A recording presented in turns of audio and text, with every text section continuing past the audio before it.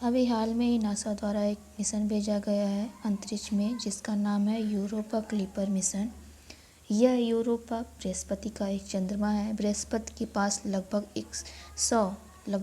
100 चंद्रमाएं व्याप्त हैं वर्तमान में। उनमें से एक है यूरोपा, जिस पर नासा ने अपना एक मिशन भेजा है। यह मिशन लगभग 6 साल बाद पहुंचेगा, यानी कि हम माने तो 2030 तक यह वहां पहुंचेगा।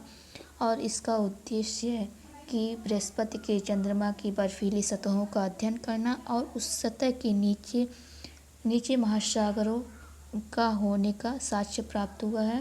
यानी कि संभावनाएं ऐसी लगाई जा रही हैं कि वहाँ बर्फीली सतहों के नीचे एक विशाल सा समुद्र पाया गया है। वहाँ की सतहों का यह मिशन अध्ययन करेगा और वहाँ अपने जीवन की संभावनाओं को तलाशेगा। इसके बाद हम देखेंगे कि बृहस्पति की हमारे सौर सिस्टम में उपस्थिति कहाँ है। तो यह रहा हमारा सौर सिस्टम। यहाँ पे है सूरज, उसके बाद है मरकरी, फिर वीनस है, फिर अर्थ है तीसरे नंबर पे, उसके बाद है मंगल ग्रह, इसके बाद 5वें नंबर पे जुपिटर है। जुपिटर पे मैंने बता दिया कि यहाँ पे इसके पास 100 चंद्रमाएँ हैं, यानी कि बोले तो उपग्रह हैं। उसके बाद आता है सैटर्न के पास सौर सिस्टम में सबसे ज़्यादा इसके पास उपग्रह हैं, लगभग 150 चंद्रमाएँ इसके पास हैं। इसके बाद आता है यूरेनस, उसके बाद नेपच्यून, उसके बाद प्लूटो।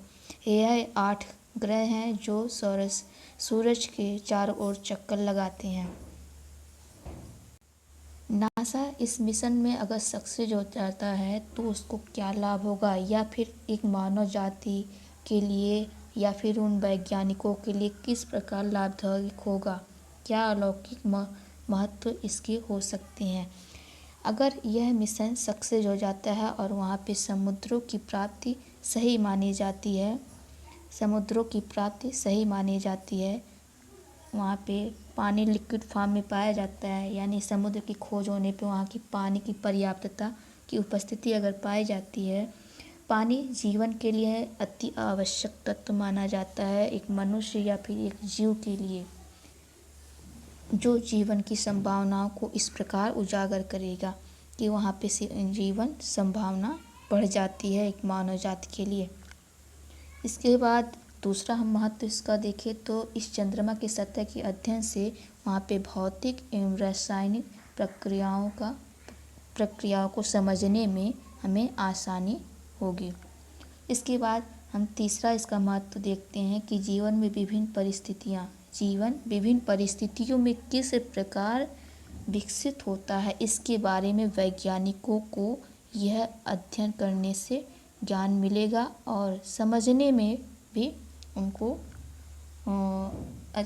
अच्छा नॉलेज प्राप्त हो जाएगा, जो कि हमारी पृथ्वी के एक समझने में आगे एक बड़ी भूमिका निभाएगा।